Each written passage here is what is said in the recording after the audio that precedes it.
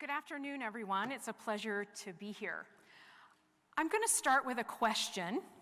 What do you want to be when you grow up? All right, this is a question we hear often throughout our childhoods. As easy as it is to lob the question out there, it is one of the most complex ones we will answer in our lifetimes. Some of us will have to answer it more than once. So here we are, Friday afternoon, feeling kind of tired, so I think it might be time for a little daydreaming. We're going to go back in time now and visit your second grade 7-year-old self. Can you visualize your second grade teacher, your friends? Remember the pride of finally being able to tie your own shoes? Developmentally, you are in middle childhood, and that means you're becoming more independent and starting to think about your place in the world. It is a perfect time for our question, what do you want to be when you grow up? So, do we have any future firefighters in the room? No? Okay.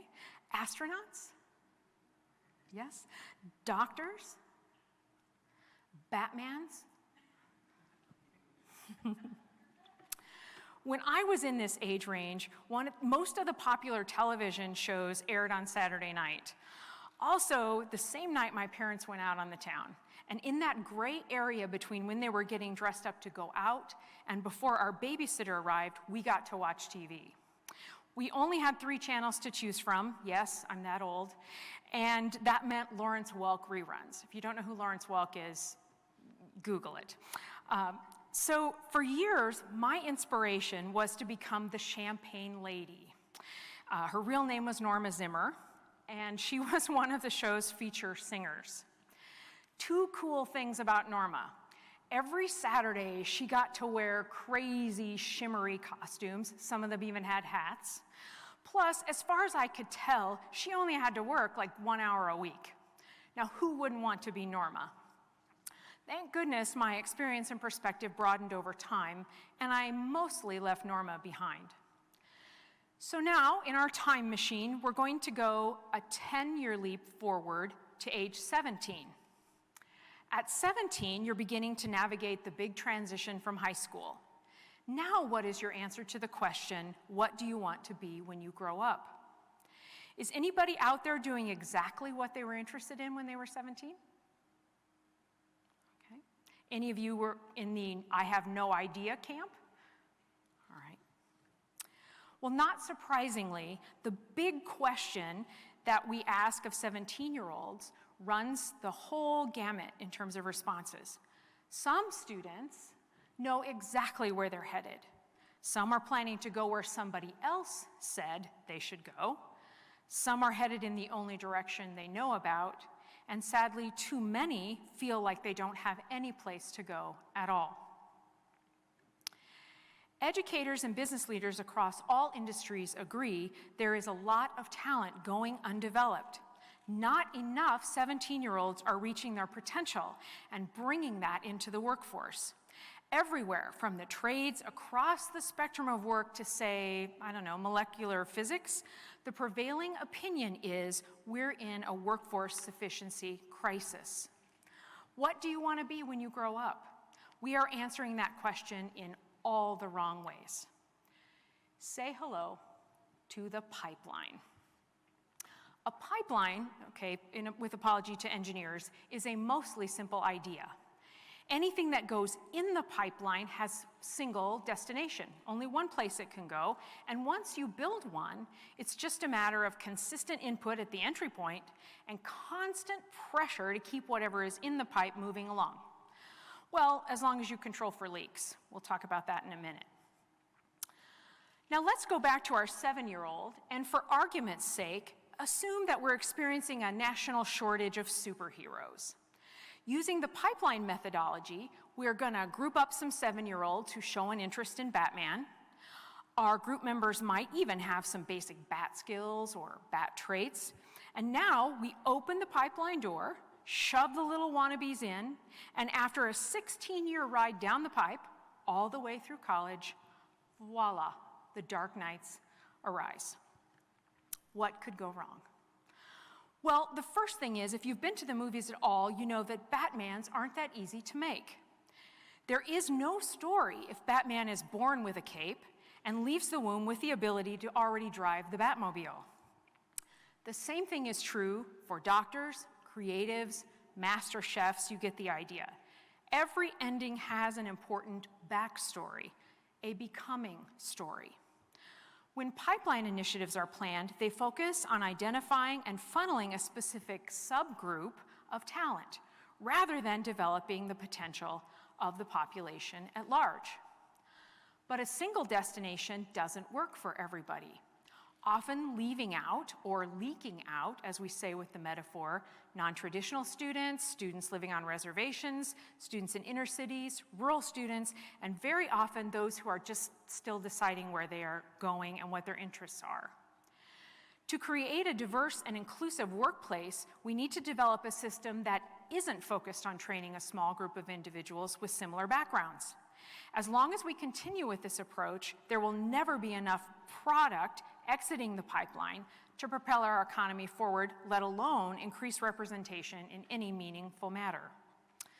So, what is a better way? I believe it is to shut down the pipeline and envision the college and career transition as what it really is, a journey that focuses students on developing their intellectual curiosity and then supporting them in following wherever that curiosity leads: science, entrepreneurship, caregiving, the business or social sectors, because curiosity is what reveals purpose. Researchers are now finding that curiosity is as important as intelligence in determining school success. Academic performance can be increased if students' intellectual curiosity is regularly renewed and stimulated. Focused attention on curiosity opens up opportunities for students to develop critical awareness, which in turn allows them to take control of their own learning. Think of curiosity as an accelerator, or maybe more easily, a superfood. Brains nourished with curiosity become persistent, confident, and hungry for more input. This leads to the behaviors and habits we want to see most in students, like pushing themselves beyond the fear of failure, being comfortable with complexity and ambiguity, learning because it feels right, not because they are required to, and most importantly, developing and leveraging their own power to reach whatever heights they can imagine. Every spring, when another class launches out of school and into real life, they quickly learn that in addition to their shiny new degrees, the best employers are seeking adaptable, collaborative, creative problem solvers, all competencies that flourish in the curiosity. And even if that new graduate lands the perfect gig, technology and innovation can dramatically transform that job and the entire industry, requiring, again, a new level of curiosity. So let's face it, whoever you are, whatever start you get in life, knowing things makes the world more abundant with possibilities. I never intended to be an educator. My 17-year-old self felt very strongly that I would do anything but teaching. I have been educated to be a musician. I am a pianist, and that is my first career. From about the time I was 2, my mom steered me to the piano, and I was carefully coached, taught, and laser-focused onto the concert stage. Tens of thousands of dollars, tens of thousands of hours of practice were invested, and I made it. Then, what was a pretty bright horizon became a very dark night when carpal tunnel syndrome ended my career. What I wanted to be was suddenly back on the table. Unfortunately, Lawrence Welk had yet to tap me for that champagne lady position, so my options were again unclear. I thought about becoming a dentist like my dad, and spent lots of time wondering about being a CIA spy, because I had read a book in high school about a concert pianist who was also an assassin. Yeah, CIA didn't call me either. And with a sense of failure and filled with fear, I accepted an artist in residence position in an elementary school. The school was in a highly distressed neighborhood, and many of the children lived in extreme poverty. Some were hurt in unspeakable ways. Many came to school hungry, dirty, and just plain exhausted from surviving. You've all had these students. One of the students I cherish and think about to this day lived in a car with an aunt that he hardly knew and 3 siblings. My pathway had no barriers because of my color, my address, the stability of my family. I did have to work hard, and I had to fiercely compete to get a shot to play at that elite level.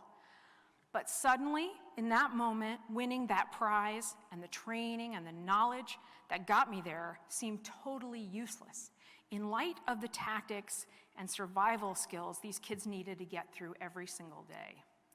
Why would a child who doesn't know if they're having dinner care about the Baroque period or what an oboe sounds like? I couldn't have been more wrong. How does a piano work? How could Beethoven write music when he couldn't even hear it? Is a violin really strung with catguts? And my favorite, in response to a first exposure to opera, why is that lady screaming? Curiosity provided a respite to everyday chaos, and it engaged traumatized hearts and brains, opening them to music and ideas and joy. These kids were learning things, and guess what? It helped them learn more things. What I learned for myself came from what I saw happening with my students, and this is it. The opposite of fear is not bravery, it is curiosity.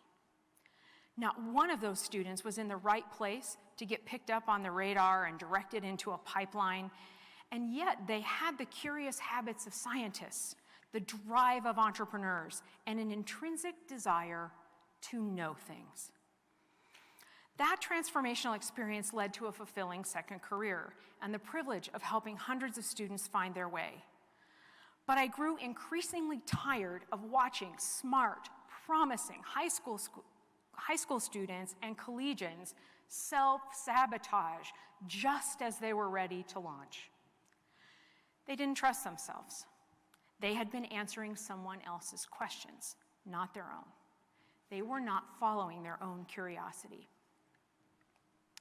In 2017, I founded LeadUp to design a better way to help young people reach their potential. At LeadUp, curiosity is embedded into our core beliefs, and our program model functions as a kind of curiosity compass, if you will. We do not drive students through a pipeline.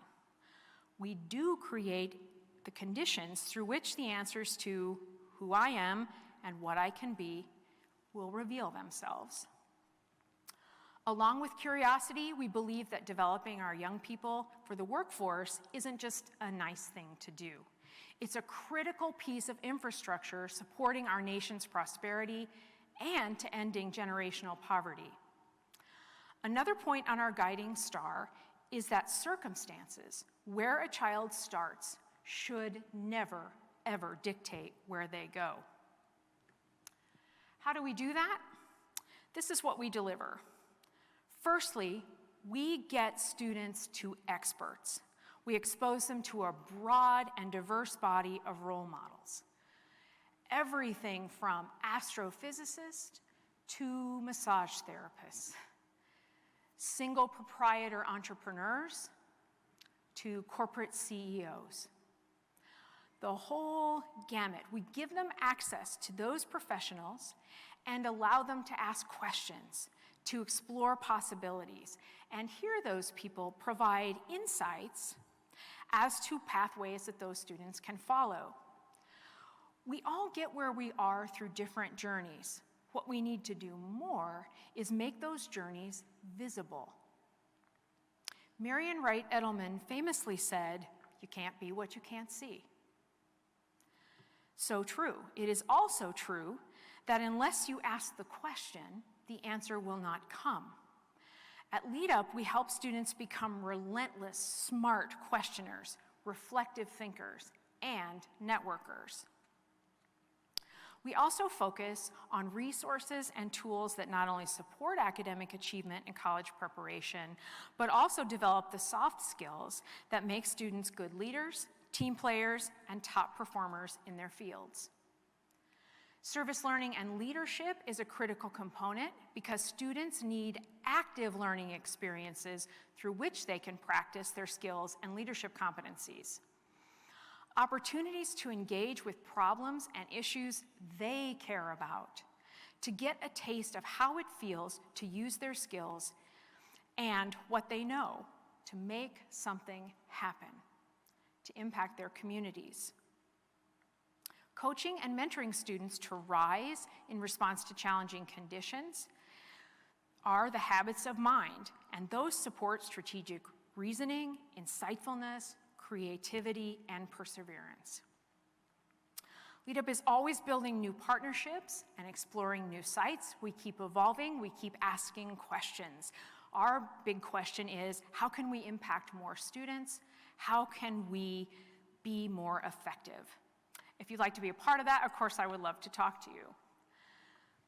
In closing, I believe that curiosity is the ultimate survival skill. I also believe that extends to corporations, schools, and communities. There's an amazing book called Finding Your Why, and I think that sums it up perfectly. We have to help young people and the institutions that we're working in find their why and pursue that why in order to help everyone survive and thrive. Ken Robinson said it better than I can. Curiosity is the engine of achievement. So I will ask you again, where will curiosity take you? What do you want to be when you grow up? Thank you. Do you have any questions for me? I hope. Yeah? Anybody curious out there? Come on now.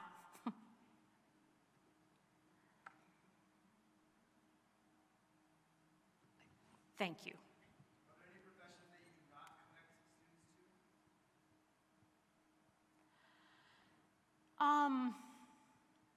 No. So if they want to pursue any area of interest? Well, there are a few that we wish they wouldn't do. There's some negative ways to use entrepreneurial skills, for instance. We don't want them to do that. But no, we don't limit that. We often have young men in our program who say, I love cars and I want to do something around cars. I wouldn't discourage that. What we want them to do, though, what we always focus on is we want it to be a choice. It's your choice to do that. And what do you need to do that well? And oftentimes, if we connect them with a professional, they'll say, you know what, you should take some accounting classes, because that's going to be a part of this too. History, any variety of things that they might need to know, some research skills, whatever that might be. It often is more complicated than they think it's going to be. But no, we don't discourage them. We do prepare young people for both college and career, and I think there are lots of pathways. What we do insist on, though, is it's not an accident. It shouldn't be an accident where a young person ends up. It should be a choice and the thing that fits their passion. Good question. This is not a very curious group. Okay, yes. We work primarily with high school students, but we've just reached out into the middle school space because you need to do it earlier and earlier. So yeah, we're reaching now out into the middle school space as well. And we do work with a lot of collegians also. Yes? I am curious. Ah. Your thoughts. I'm a psychologist, and I know that curiosity, all kids are born with curiosity. Yes. Something happens. We don't see that a lot as people get older, so I'm curious about your thoughts about what happened. And then secondly, I guess I have two questions. What are your thoughts about the extent to which all the technology, the internet, and all the stuff that our generation X and millennials are born into, whether you think that affects curiosity? Okay. First of all, how do we kill curiosity in children? I think we beat it out of them pretty much. I think our traditional view of school is sort of like this situation we're in right now. I know everything, you listen, I'll tell you everything you need to know about curiosity and you're good to go. Don't ask any questions. I think it's the model in which we educate people that does strip it away. The other thing is, it's a lot of work to help a young person be curious. We have to constantly be setting conditions for them to ask questions, and that doesn't always happen. I also think it becomes a matter of time. As students become closer to middle school, if you're a psychologist, you know this, they become very different in terms of, a 7-year-old will tell you everything, from the crazy thing they dreamed up last night to what they're eating in an hour, the popsicle they had a week ago. Middle school kids start to narrow what it is they'll share, and it's harder to engage them. But overall, I think it's the system. We're just not working hard enough to put kids in the path of the questions they need to ask. I mean, we can't train for curiosity. We can't, that's something that's intrinsic. What we can do is make sure they just keep tripping over it again and again so that they get the habit and it becomes a part of who they are. As to technology, there's a constant debate about this. Did the internet kill curiosity? Does the constant input that they get electronically, is that something that's killing it? I don't think so. Again, I think it's how we harness that and how we interact with it and how we interact with them in that space that will preserve curiosity. It is interesting, now that, I was referring to Lawrence Welk, right? 20 years ago, you'd had to go home and try to find Lawrence Welk. Today, you can just Google it and say, oh man, that woman is old. But I think that's made it easier to pursue questions, but we don't go through the cognitive process of dealing with the question as much. So that's my opinion. There are a lot of books and articles about technology and its effect. I think like anything else, candy, free time, freedom, all those things that we have to regulate for kids. The internet is one of those, and make sure that they're, that it's getting properly integrated into their life. Mm-hmm. Yes? So I think that students aren't actually curious. Mm-hmm. But the question is, or the comment I have is, how do we promote them so that they can pursue their curiosity? Which may sometimes coordinate with what they have in their classes and Mm-hmm. so forth, but often might not. And so the question is, how do we set up an educational system in which people can pursue their curiosity? We used to just send them to the library, and I think that's still a good idea, but there should be many other approaches now so that people can actually, young people can pursue their curiosities and not necessarily need anybody's help in their own curiosity. Mm-hmm. Well, that's the goal, right? That we want that to become intrinsic and a way of life. I think the way we promote it with students is we take an inquiry-based approach to what we teach. Again, it isn't you sit there and I'll tell you everything that I think's pertinent for you to know. You tuck it away somewhere and give it back to me, because that doesn't lead to understanding. It doesn't make any new questions form in a person's mind. So I think that's one piece, is really using inquiry-based. I also think collaborative learning, team-based learning, all those kinds of things that really engage a child with the subject, not starting with the answer. And that's what we do. Think about teaching math, right? If I were teaching you math right now, I'd go 2 + 2 = 4. Got it, everybody? 4 + 6 = 10. Got it? You're not having any experience of that at all. I am. I'm writing it up there, so I'm getting a little kinesthetic piece, but you're not. And so it's about how we teach things and engaging students with the material that makes the difference. At Lead Up, what we do is what we call giving young people extraordinary experiences, and I'll give you an example of this.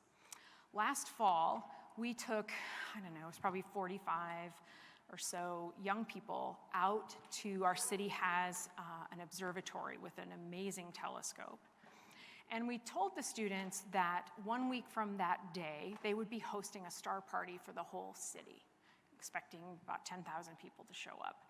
These kids had never seen a telescope, had no idea what it did, didn't know the observatory was there, all of that. We had a lot of astronomers there to help. They gave the students the instruction, and then we sat back and let them do it, and let them run that event. Now, you can imagine what they had to learn in between point A and the end point. It's amazing what they put together and how they did that. That was an experience where we forced them into being curious, made them trip over it, for instance. We put them in environments where they get to use their skills to solve problems they care about. Young people are very, very concerned about the social issues of the day. They've got skills, let's let them be involved. How we do that is we pique their curiosity. So that's what I think. I think it's inquiry-based learning. It's going back to Socrates. I don't think this is new. Socrates, why? That's extremely old school. Yes? What is the connection between curiosity And creativity? They're probably inextricably linked. Creativity, people ask me that a lot because I'm a pianist. There is no creativity when you're a concert pianist. You play exactly what Beethoven put on the page, exactly as Beethoven would have put on the page. You do not deviate, and that is the standard of performance, right?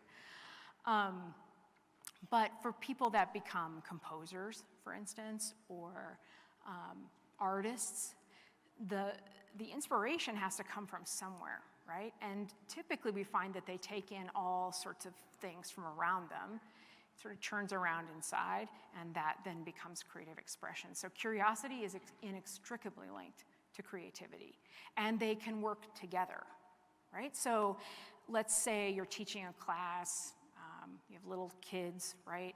And you're having them paint something. The old school way of teaching that, back in the day when I was like in second grade, the teacher would paint whatever it was we were painting, and you were graded on how much it looked like her picture, right? Okay, I'll tell you a little story. It's a little embarrassing, but I told you my dad was a dentist. We made pumpkins. I think I was in the 3rd or 4th grade. We made these pumpkins, and the teacher's was a happy, smiling pumpkin. Mine had rotted teeth, needed, braces. The teeth were sticking out. The pumpkin looked kind of in pain because it needed dental care. And so parent-teacher conferences came, and my mom was there, and my mom said, well, I don't see Julie's pumpkin up on the wall. And she said, oh, I thought you'd be embarrassed by that. I mean, that was my most creative moment, I think, ever. It was a great pumpkin, right? But so that's sort of the wrong way to teach creativity. The right way to teach creativity is to say, all right, today we're going to paint something. Here are your paints, and let them say, wonder what happens when blue and green get together on the paper, or that's sort of the very basic foundation of curiosity. The other thing is when kids are little, we let them play a lot. I don't know. Part of me thinks we should have a little recess in high school. Part of me knows where high school students would go if you let them have recess. So, okay, there's some bugs to work out there. But I do think, we let kids engage in a lot of free play. Think about Montessori, right? All the learning is self-directed. I think we need to continue to let kids play too, because that's when they're relaxed, right? We haven't put any constraints around, okay, now you learn something. Instead, we've said, here's a bunch of stuff, play with it. So that's what I would say about that. All right, well, it has been a pleasure. I was thinking earlier, no one's going to come to my session because everyone already got on their airplane. I was thinking I could maybe give it in the TSA line if no one was here, but you've rescued them from that peril, and it's been a pleasure to talk with you and a privilege. I just love talking about curiosity and lead up and helping young people succeed. And I just want to say one last thing. This morning, when I came down from my room to attend the conference, a young man came up to me and said, hello, I've been looking for you and wanting to talk to you. One of my mentees from the early 90s is here. today, and also a participant in the GFEL conference. So a really fulfilling day. Justin, do you want to say hi and the name of your company? Because I gotta be a mentor and a supporter all the way. Come on, say hello. Say hello. This is Justin.